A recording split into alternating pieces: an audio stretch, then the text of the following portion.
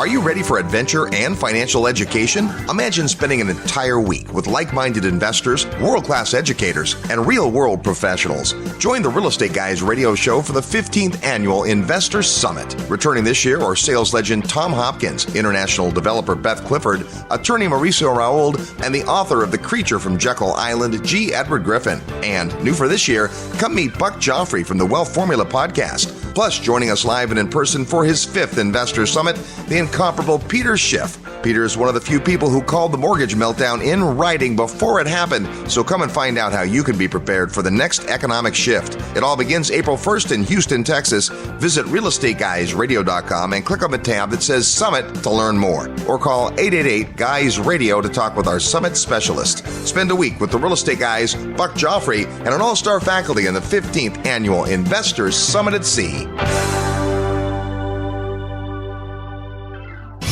You are listening to the Wealth Formula Podcast with Buck Joffrey. Get ready to change your life. Welcome, everybody. This is Buck Joffrey with the Wealth Formula Podcast. And today is January 21st, 2017. And about 3 days ago, I published my book, 7 Secrets of Eternal Wealth, on Amazon Kindle. And I am happy to say that as of yesterday, the book reached number 1 best-selling in the categories of investing in the United States, Canada, and Germany. Now, I'm not really sure I understand Germany other than I was on a couple of European shows, but I'll take it anyway. And for those of you who bought the book, thank you very much. And for those of you who have not bought it, please do so. Again, Buck Joffrey's the author, and it's 7 Secrets of Eternal Wealth. Now, you can get that for 99 cents. And if you get it for 99 cents, I'm pretty sure it'll be worth every penny. But if it's not, you can hit me up for a cocktail at some point. And if you do like it, of course, write a review, because that certainly helps people to understand why people are liking our message. At any rate, that's that. Listen, it's been an exciting week here because we started the whole Wealth Formula Investor Club with our accredited investors, and we had our first offering, and it was a pretty exciting time. And we're going to be real busy in the next month or two, continuing to have lots of offerings and opportunities, some of them from me, some of them from others that I've vetted. And if you are an accredited investor, meaning $200,000 a year or $300,000 if you're filing jointly, or have a net worth of $1 million outside of your personal residence, you are an accredited investor, and you should join the Investor Club at wealthformula.com. Obviously, you can go to wealthformula.com and also sign up for the newsletter, which is great, and keep you in the loop as well. So all that is there, wealthformula.com, sign up for Investor Club. Now, listen, the other thing is, we have this raise going for the Hilton in Belize, and I want to remind particularly those accredited investors who are interested in that. You heard Robert Helms talk about that last week. We are raising money for fractional ownership in about 5 to 10% of that property, which is a good chunk. And I think it's a really great opportunity, especially for those of you looking for something offshore, something that has a potential significant upside. And if you want to diversify your portfolio, make sure to get in touch with me. Probably the best way, again, is through the Investor Club. And, I'm not sure if we've had that webinar yet, frankly, because by the time this is played, I'm not sure if we've had it. But if we have had it, you can still get a replay of the actual live webinar that'll have me, and Robert Helms will be on that as well. Listen, one other thing I want to talk about before we jump into the topic for today is that there is another project that I'm doing that I think that might be of interest to people. And I'm going to be somewhat ambiguous about this. It's a startup. It's an internet project. I don't have any investors involved with this, but I want you to understand a little bit about the anatomy of an internet startup. So let me give you a very broad sense of what we do here. So a friend of mine, Rick, who is my internet guru, and I think this guy is one of the smartest internet guys in the world, especially in search engine optimization. He's a guy I can tell you that helped me start my first business and frankly make, my first $1 million. And he's minted a number of millionaires actually.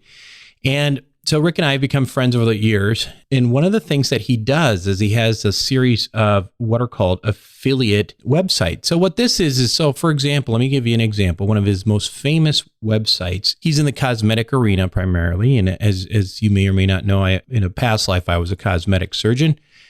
But he owns an affiliate site called smartlipo.com. So he bought this some time ago. And what happens is when people search for something called smart lipo, which is a certain type of liposuction, they search and his site shows up number one in the whole world. Okay, so what good does that do him? Well, see, a lot of doctors do this procedure called smart lipo and they want advertising. So they pay him for advertising to be on that site and affiliated with it. And therefore, it's called an affiliate site. So, these kind of sites can make a fair amount of money. So what we've done actually is we've identified a significantly up and coming procedure, which I won't talk about specifically, but just to say that since 2000, there's been an increase in this specific procedure of about 252% globally.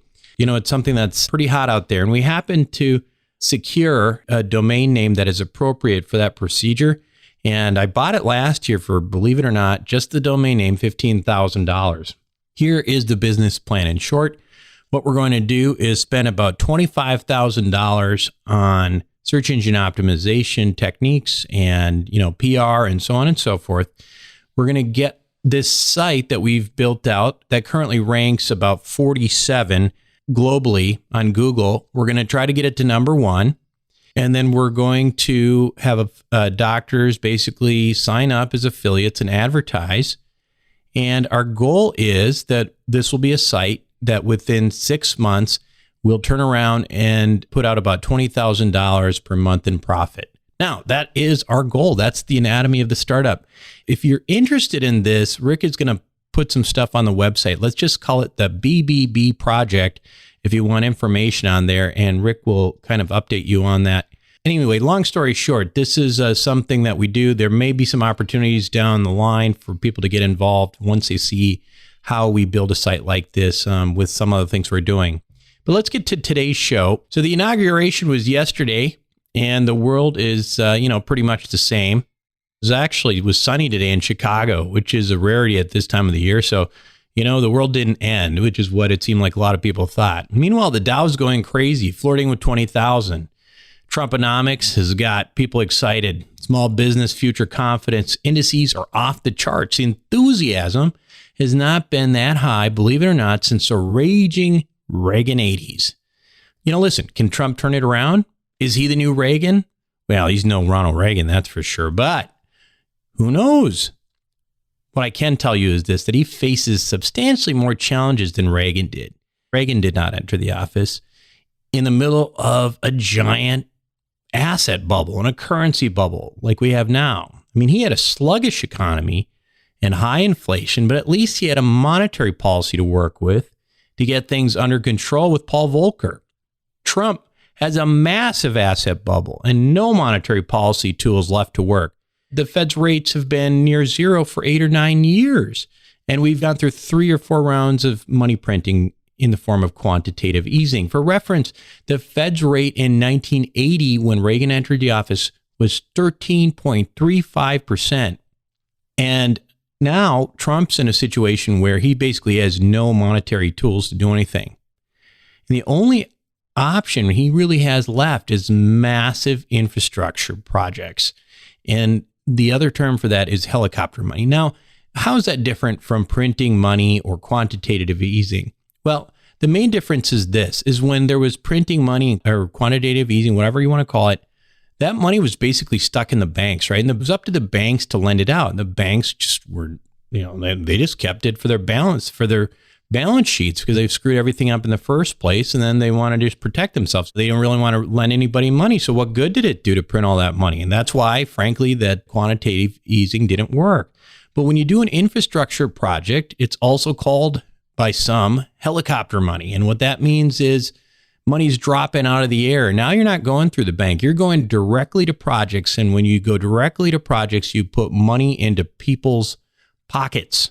Okay. And that will stimulate the economy. It has to, right? So I mean, listen, there's a lot of good there too, because of course we got bridges falling down. We got all sorts of problems. So in reality, there will be a lot of good that comes from it. But what comes of it that's bad? Well, we know that with a massive infrastructure project, we're going to have more debt and we're going to have inflation because helicopter money, more money in people's pockets drives up the cost of everything, the CPI, and you're going to have inflation. Now, Trump is banking on economic growth being so strong that it makes up the difference in terms of the amount of additional debt that we have. And we also know that he wants to weaken the dollar. And so we've had a traditional strong dollar policy, I mean, since the days of Reagan, but he has specifically said that he wants a weaker dollar. And why is that? Well, if you have a lot of debt, if you weaken the dollar, presumably you can erode the cost of that debt, right? So listen, it may work. Who knows? Many don't think it will. But then again, who knows? I mean, I don't know. Maybe it'll work. I'm an armchair economist at best. But this is a really interesting thing to look at. And I don't consider myself an economist, but somebody who, is sort of a amateur armchair economist. My guest today is a guy by the name of Lior Gantz, and he studies the economy very closely and has some very interesting perspectives to share with us, and more specifically, some different ways to invest in the economy. So when we come back, we will talk to Mr. Lior Gantz from wealthresearchgroup.com. I was having a lot of sinus infections. My sinuses were clogged, pressure, headaches. That's Karen. She suffered for years with chronic sinus infections. You don't feel like doing anything when you feel like your head is completely clogged and the pressure is just, it's just not fun. Always walking around with a headache. Now, her issues are gone. How? A minimally invasive procedure done in the office called the Smart Sinus procedure. I really did not know what it was like to feel like you're really breathing and not being so clogged up. I would do it again in a heartbeat, and I would definitely recommend it for someone else. Do you suffer with chronic sinus infections, facial pain, pressure, headaches? Find out if the Smart Sinus procedure is right for you. Set an appointment today with Smart Sinus. Call 847-969-5000, 847-969-5000, 847-969-5000, or visit smartsinus.com. That's smartsinus.com. Welcome back, everybody. Today, my guest is Mr. Lior Gantz, and he is the founder of wealthresearchgroup.com. Now, Lior specializes in precious metals, stocks, the resource sector, finance, investing, and the economy. He's also a serial entrepreneur who's started multiple successful businesses. And he is known as a relentless researcher and delivers a unique perspective to his investors, which you'll see. And as a deep value investor, he loves researching businesses that are off the radar and completely unknown to most financial publications. So Lior is a wealth of knowledge, and welcome to the show, Lior. Thank you very much. Tell us, for our audience, who are you? I mean, what's your story? How did you get where you are today? Sure. I'm 32 now, and I started investing at the age of 16. So basically, I've invested half of my life, and it's a real passion of mine. And between the ages of 20 and 32, I've started and managed about 5 businesses. In 2008, when the crisis happened, I was in the environment of high-end clients. They wanted a real solution to finance because some of them have lost millions. And so in 2009, I started consulting. And then I watched closely as the resource market was horrible between 2011 and 2015. And at the end of 2015, all the indicators told me that this is as close to the bottom as possible, but I wanted to change my approach and reach a greater audience, a much broader audience than just manage money for a few clients.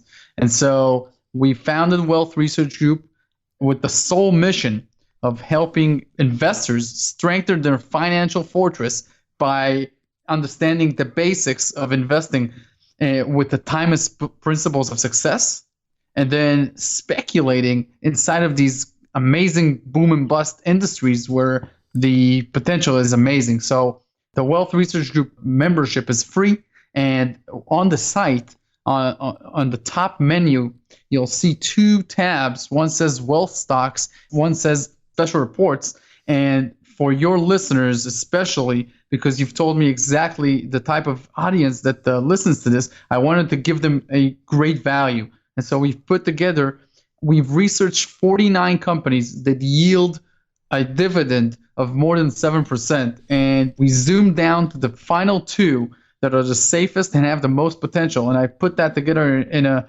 report for your listeners. And it's on the website. It's called Income Champions. And they both yield over 8%. I think it's a great value because retirement and income right now is very hard to get in the stock market because interest rates are zero or negative. And bonds are very risky. I mean, you don't want to loan money to the wrong entity right now. Even governments are at risks, right? Yeah. What we talk about on this show a lot about is hard assets and, real estate and things that throw off cash flow. So certainly dividend stocks would be a cash flow type investment. When you have a dividend stock that's throwing off 8%, what's the likelihood that dividend is going to change anytime soon? It's enormous. And therefore, you got to make sure that you find out not only that a company has a certain high dividend yield, but how the business is built to cater that profit build. So not a lot of businesses can do that. High yield companies, what you want to make sure is what their payout ratio is. You want to make sure that they don't pay out more than 100% of their profits because that is unsustainable. So these two companies have actually raised dividends in the last few years consecutively. Therefore, their profit margins are going up. Therefore, they can issue more dividends and profits. Second thing you want to make sure is what type of structure is this? And as an example for these two, one of them is a real estate investment trust. And what I like about those is that, for instance, if you want to invest in real estate, most of the houses that you can invest in are either single family or multifamily residential, but you can't tap into this amazing market called the baby boomers and buy a piece of a nursery home or a hospital. And that is something you can do very liquidly with a real estate investment trust. And we're working on two more right now that we're going to release in mid-February. And one of them rents offices to the US government. I mean, if you're talking about a reliable tenant, that's as good as you can come. Yeah. And the other type of high yield asset, high yield dividend producing company is a pipeline operator. So like an MLP, is that? Oh yeah, yeah. It can be an MLP, it can be another structure, but what you want to make sure is that you don't have companies that are exposed to the price of the underlying commodity. Yeah. You want transportation. Yeah.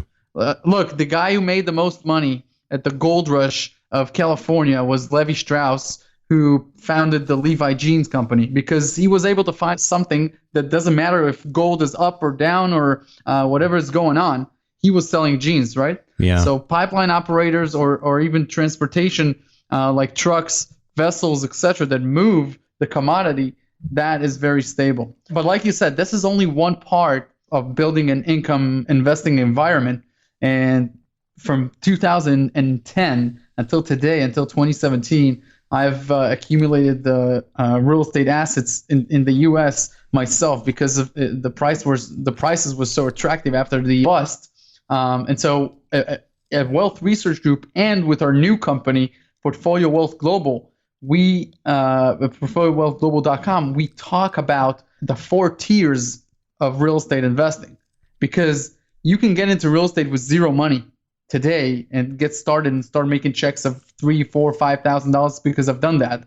And then you can go into level 2, level 3, and level 4, which is obviously being a very professional real estate investor. But we talk about that in a series of special reports that we're going to publish between March and a quarterly report that we're building, which is called Real Estate 101, the 4 tiers. And so that's something that will be on the lookout here. Yeah. So, I mean, that's certainly something that might be of interest. We talk a lot about syndications in this syndication type setups here in terms of what I do and what others that are guests on the program do. So people are familiar with real estate on that level and single family, et cetera. But it's always helpful to get a little bit more information. So they should take a look at that. Let's shift a little bit because I know you think a lot about the economy, and let's talk a little bit about that. Now, with regard to the U.S., how do you think that the Trump presidency will affect the course of the global economy? Sure. I think there's good and bad. With regards to good, I just love the fact that he's going to cut taxes and deregulate a lot of industries that just need a real shave and red tape. And that is what makes a lot of the domestic companies outperform anything else right now because, first of all, cutting taxes, deregulations, and an infrastructure program is very favorable to the economy overall. Now, what can be very detrimental is the fact that Donald Trump obviously is a very wise individual, and he has 70 years on this planet. I only have 32. But what I can tell you is that I've spent thousands of hours understanding the fiat monetary system, the way that the US dollar and all other national currencies are basically worth intrinsically zero. The only thing that gives currencies value these days between 1971, the 16th of August, when Richard Nixon cut the gold window, and any currency is now just floating against other currencies, but it doesn't have any intrinsic value of itself as money. That's unprecedented in global history. That's why the Federal Reserve Bank, the ECB in Europe, the Bank of Japan, the Bank of China, they can all issue new currencies without any restraint. And that is very important to understand. That is what is causing debt levels throughout the planet to be unimaginable, right? Right. So what the U.S. does is it pays for their imports in U.S. dollars. So they export out all the inflation that they create. And therefore, 50% of the U.S. dollars in the world right now are outside the U.S. system. So they're not in the banking system of the U.S. There's no other country that has so much currency outside of their home country. And what Donald Trump is proposing is a lot of trade agreements that he wants to reopen, renegotiate, etc. That causes a lot of fear with foreign governments, which can then wire a lot of the money back to the U.S. banking system. Just understand this, 71% of the currency on this planet is U.S. dollar.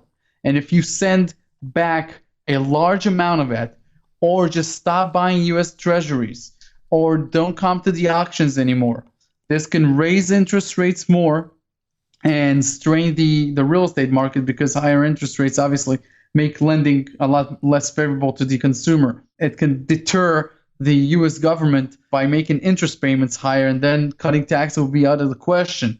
It can cause a lot of backfire, and that is something that's a wild card, basically. Yeah, because the idea that the world's going to return all their U.S. Treasuries, how likely do you think that really is? I mean, I know there was a lot of this concern, especially when, there was this whole issue with what replaced ultimately the gold standard was the petrodollar, right? Sure. And there was a big concern with this whole release of the 9/11 Commission that the Saudis were going to release about, what did they say, $500 billion in treasuries that they were going to, they never did it. And the reality is that they can't. And so, I mean, not to say that you're wrong or anything like that, but I'm curious your thought on that. My brother happens to be a major figure in a sovereign wealth fund in the Middle East. And he called this before, and he was right, because I had the same concerns that they would sell the treasuries. But his point was, listen, where are they going to put them? I agree with him. Yeah. The only thing I'm saying is there is always that possibility. And renegotiating trade agreements and dissolving 30 or 40 years of the same politics, it makes people fear. Just think of where you work, a new boss comes in and tells you, look, we're going to rearrange some stuff, and leaves it at that. Yeah. Now that just creates uncertainty for you, and you start saying, hey, maybe I should just look at another hospital working, etc. So I'm not saying it's gonna be an immense panic selling, but it does create more uncertainty in the markets, and that can deter big businesses from hiring and making more moves and investing in their business. It can slow down the economy, etc. Just that fear that things might happen. It doesn't have to really happen. And I completely agree with your brother that it's like a hot potato game. So where are they going to put all that money? That is correct. There is no market that can replace the bond market. Right now, it's the largest market on the planet, obviously outside of derivatives, etc.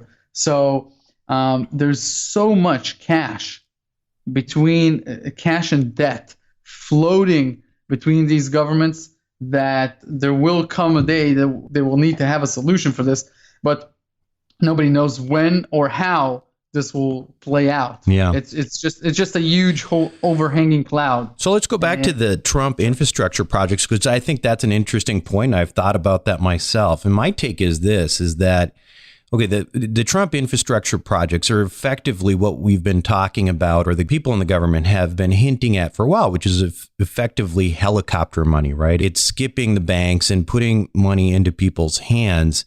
And so the printing of money never actually caused a significant amount of inflation. But sure, infrastructure projects are very likely to create a high level of inflation. Do you agree with that? Well, here's the thing. The Federal Reserve, when it does a QE program like it did, what it does is it creates new currencies, and with those currencies, it buys treasuries. The U.S. government sells those treasuries to the Fed, gets liquid. They can pay their subcontractors, etc. That money trickles to the commercial banks and to the economy. Now, that represents about 15% of the currency supply. 85% of the currency supply is when you and I go to the bank, issue a new mortgage, a student loan, a car payment, swipe our credit card, etc. That creates more credit in the economy. And so when we do that, that creates 85% of the inflation. Now, since the year 2000 until present day, there has been a huge wave of retirement in the U.S. While we were talking the last 15 minutes, realize this: every 10 seconds, somebody is celebrating his 65th birthday. He's moving out of the work cycle, and that creates a very deflationary effect because those people are liquidating. They're not issuing new debts. They don't need to buy new homes, cars, etc. And so there have been a large deflationary environment in the U.S. And that deflationary environment, by the way, is what caused the credit crunch in 2008. Because there was no new funds coming into the economy by baby boomers like it was between the 80s and the 90s, the 1980 and 2000. So now there's a few new converging demographic effects in the U.S. For instance, for the first time in 15 years, the 35 to 49-year-olds, the people listening to this podcast, are now the majority and not the 20 to 34-year-olds. So peak earners are now the majority of young working class America. Every time that has happened throughout the last century, GDP has boomed, the economy has boomed, and that's because peak earners spend more and move the economy along. So that is very important to remember. And couple that with the fact that Trump wants to create an infrastructure program, and infrastructure programs are very inflationary because, yes, they move money from the government straight to the American, to the public, the working class.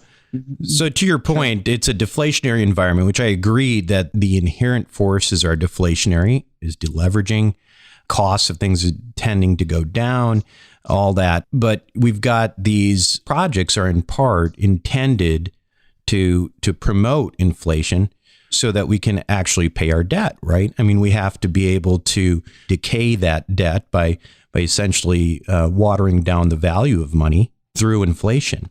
So what's curious to me is when that happens, what happens with the Fed? Well, the Fed has to presumably raise rates, right? So then we get into this issue where we may actually have real growth in GDP because of infrastructure projects along with hyperinflation, or not hyperinflation, but accelerated inflation. And then the Fed has to react potentially with significantly higher interest rates. Do you think that that's plausible? I don't think so. Why is that? This is not the 1970 to 1980 problem, because when that happened, when Paul Volker raised rates to 20%, the U.S. was the largest creditor nation in the world. Right. Now we're the largest debtor nation. The demographics were absolutely amazing in 1980 because peak earners were the mass of the economy. The economy was booming. There was so much to look forward to in the U.S. with regards to construction and the car industry and technology. There's so much. It's a different environment altogether right now. So then what happens? I guess the alternative to that. Here's the thing. Let's say inflation picks up. The problem is the inflation is not only in the U.S. If what you're saying, water down debts, this is not only a U.S. problem.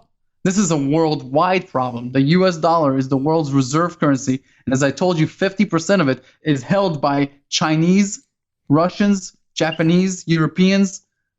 And so when the U.S. creates a voluntarily inflationary environment, that will hurt their holdings. And you never know what can happen. There have been wars and currency wars fought over much less. And the fact is, there is no way that a banker or a group of bankers sitting in a room can dictate how much to raise interest rates or lower interest rates for the rest of the world with precision. That is not possible. So raising rates or taming down inflation is very, very much a risky game. And so, well, here's the thing. At Wealth Research Group, what we want to make sure is that you're responsible for your own wealth and your own funds. And part of doing that is making sure that you have chaos hedges, that you're protected in case another 2008 scenario comes and you don't want to create a problem where you go back 20 years in your finances, correct? Right. So in your view, if you had to give us a sense, on this show, we often talk about the way of hedging, a hyperinflationary or whatever environment that you're in is by owning real things. What's your approach, if you could sort of whittle it down to a sentence or two? Sure. First of all, on the 22nd of January, I will be releasing on the Wealth Research Group email my personal portfolio for 2017, no holds barred. So that's one thing that any listener who wants to take us for a test drive and can look forward to. And the second thing is, look, for myself, the most important thing beyond any great stock or any amazing real estate investment, the first thing you got to remember is asset allocation, where your funds are divided between assets. And that's why I always keep about 5% of my savings, 5 to 10%, in physical precious metals, for any case that a real life currency problem will happen. Another portion of the wealth has to be in real estate, which is tangible real estate. That is one thing. And obviously, there's all kinds of real estate, like land and residential are totally different things. High yield stocks is another portion to own and to have. And then what we call compounding stocks or compounding monsters that have been able to double or triple the S&P 500 throughout the last 40 years. Those are amazing companies to own. And by the way, I don't know if you know this, but there are a bunch of them. They were able to be profitable and increase profits through 2007, 2008, 2009. So basically, not even the Great Recession made these companies slow down. And we have two of them featured on that same tab called Wealth Stocks, a full report on them. And then because of what I'm telling you, because of the environment that we're in, where there's so many black swans, the resource market is very attractive to us. And in 2016, we profiled 12 different stocks on Wealth Research Group. 4 of them have gone over 400% in 2016. 3 of them have doubled, and the rest have gone up quite substantially, obviously handily beating the S&P 500. And the reason I think resources are so explosive right now is because gold and silver are very important. But I think also zinc, lithium, cobalt, and uranium, these critical metals are important for the future of companies like Tesla and the green revolution and solar panels and everyday items that we use. And obviously, dealing with fossil fuels, uranium is another option that a lot of governments are considering. Just understand that 75% of the electricity in France is uranium based. 20% of Americans get their electricity from uranium. $2.4 trillion worth of infrastructure is being invested in China to create about 100 uranium reactors. So that's another important issue. And therefore, these boom and bust cycles that these resources do, if you can jump on them at the right time, you can make a lot of money speculating. I think speculation has an appropriate allocation in any portfolio. In fact, even the world's greatest fund manager, Ray Dalio, allocates 15% of the portfolio into commodities. Yeah. Well, I certainly am a believer in commodities and precious metals, and that is something that I think is a real value. And, I think a number, even up to 10% is pretty reasonable on that. Sure. I think the one thing that we generally talk about on this show is to generally stay away from speculative things unless, it's money that you can afford to lose. I certainly think it's reasonable to take some shots down the field, as we say. And for me, that's, investing in businesses or that sort of thing. But here's the way I look at this. When I say speculation, that is a general term, right? It just means investing in more small cap companies. Now, the way we do this is we look at the people first. The people that are running companies are what makes lemons lemonade, right? Right. If you've got a professional, a mining executive that for the last 3 decades has been able to build companies from the ground up, from buying the asset raw, a piece of dirt, finding the deposit there, building the infrastructure, raising the money, building the mine. That is an explosive wealth creator because it was a piece of dirt and now it's a producing mine. It brings commodities to the economy, and well, obviously there's amazing money to be made if you can find the top jockeys, and that's why in 2016 we've researched 758 companies. I mean, I've literally talked to 200 management companies to find the best of the best. And by doing that, you take out a lot of the risk of owning small cap companies. But as you say, and I agree with you completely, that is a tiny percent of your wealth that should be allocated to it. But it can make a huge difference. Yeah, absolutely. What? If you give me some, just for reference, it sounds like, your portfolio has done quite well. Can you give us a sense of how it performed in 2016? I believe that what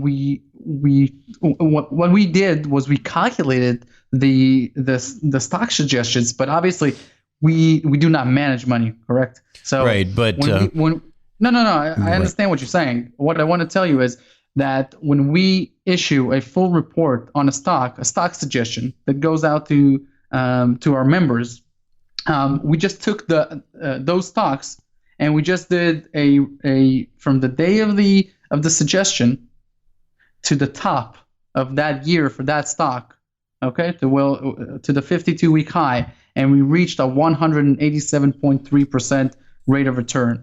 So obviously we don't know when people buy, when people sell, if they buy, if they sell. It's a suggestion that we make for consideration to our members because we feel that brings a lot of value to people. So you're saying that, just for clarity, in terms of when you take your portfolio that you recommended in 2016 to buy at a certain period and then to sell at a certain period, if people did it on the day you said to do it, they potentially would have come up 187.3%.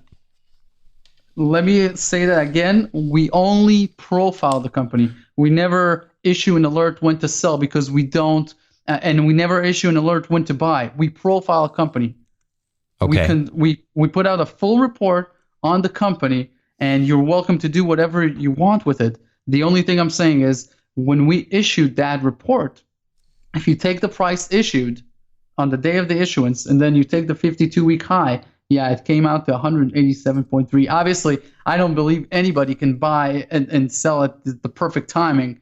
And so, but it was an explosive year for resources altogether. Yeah, right. And along that lines, of course, if you take gold, for example, is the most, well-known thing. And certainly I own gold, and the only stocks that I own are in gold stocks because I don't really generally buy stocks. But Interesting. They did have they started out very strong and then kind of finished out pretty weak. Where do you see gold going in the next few years, and why? Do you think it just came down a little bit and now's the time to buy and maybe ride it back up, or? Well, one thing to clarify, gold stocks were the top performing asset of 2016. Sure. No, I agree with that, but I'm just saying, they started very strong, and from September from July at the peak, September was a very massive correction. And after the second rate hike, they've started to pick up a lot again. They're almost up 30% in like 2-3 weeks. Here's what I'll tell you. First of all, it's important to remember that gold is one commodity, one mineral, and there's many opportunities inside of the resource sector that are not gold related. Yeah, that's one thing to even the other precious metals, silver, has a very unique attribute to it with it being industrial. So when you mine silver, for instance, and you use it inside of electronics and industrial uses, most of it is never recycled. You can never get it back. That's it. It's gone. As opposed to gold, where it's stored. There's not much industrial use for gold. It's stored. When you any gold that was ever mined from the ground, it's out there somewhere. That is very different in silver. That is one thing, a huge difference between those two. So you can see how there's a lot of research to do on when you buy gold, when you buy silver. Look, gold stocks inherently are very volatile and to the upside when you understand when to buy them. And there's a few technical indicators that we follow very patiently. Silver stocks tend to outperform gold stocks within the precious metal sector. Zinc, in my opinion, is the most incredibly bullish bull market right now. And that's because there's such a supply deficit that it's not even funny. Stockpiles are being disintegrating from the earth. Of zinc? And two major mines have shut down in 2016. All the while, China is gobbling up zinc. And the beauty of this, the real reason that zinc demand has been so stable, is because what zinc does, it's the anti-corrosion metal. It's mostly used for galvanizing, and a third of the cars in China still need galvanizing. So you've got all of these cars that are going to be put out of use, and the new cars that will come in, China and India is the same thing. They will need zinc in order to coat them and make them fully protected from corrosion. That's a very massive bull market in zinc. And obviously, Elon Musk and Tesla, what they're trying to do, and Apple as well, they need so much lithium and cobalt, two critical metals that are very hard to find and mine. And the reason is that when you find them, they're very low concentrated where you find them. It takes a pretty significant discovery to make it happen. There's only one lithium producer in North America, just to give you an idea.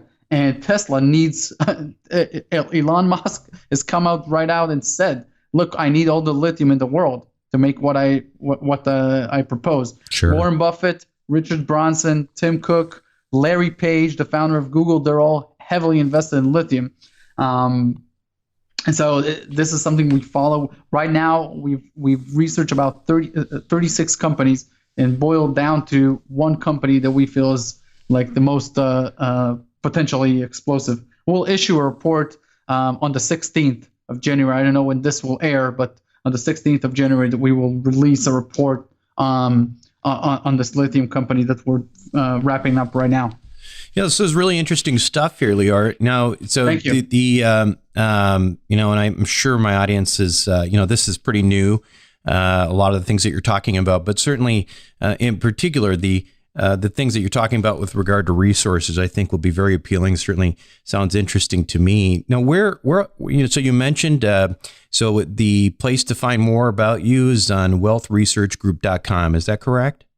Yes, and I think the best thing to do if you're novice to the website, you've never been, I think you should click either the one of the two top menu buttons, either Wealth Stocks or Special Report, and you'll find a wide variety of download PDF files.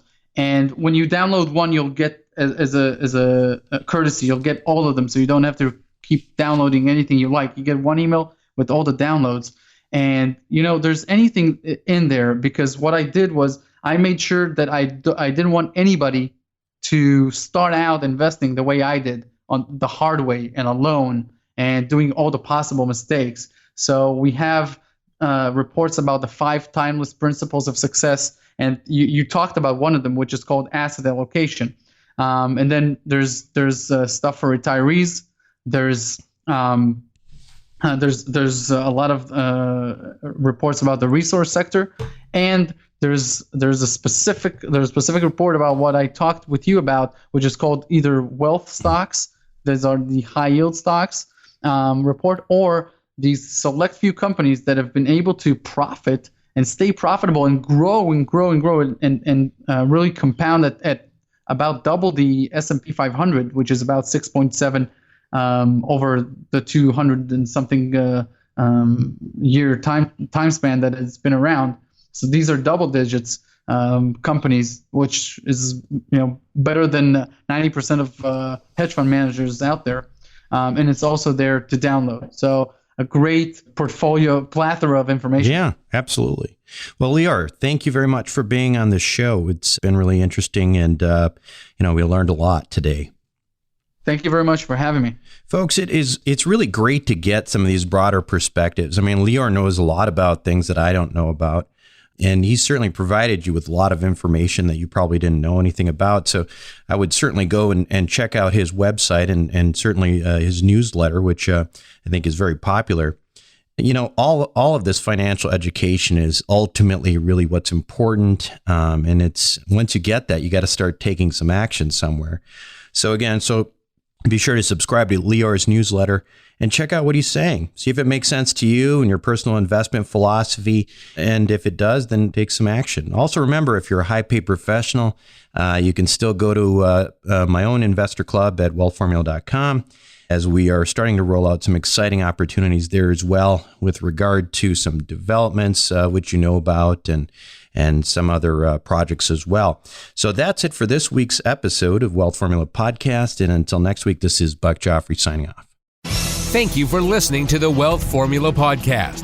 Visit us on the web at wealthformula.com. The information contained in this podcast are opinions, not fact. As always, consult your own financial team before making any investment. See you next time.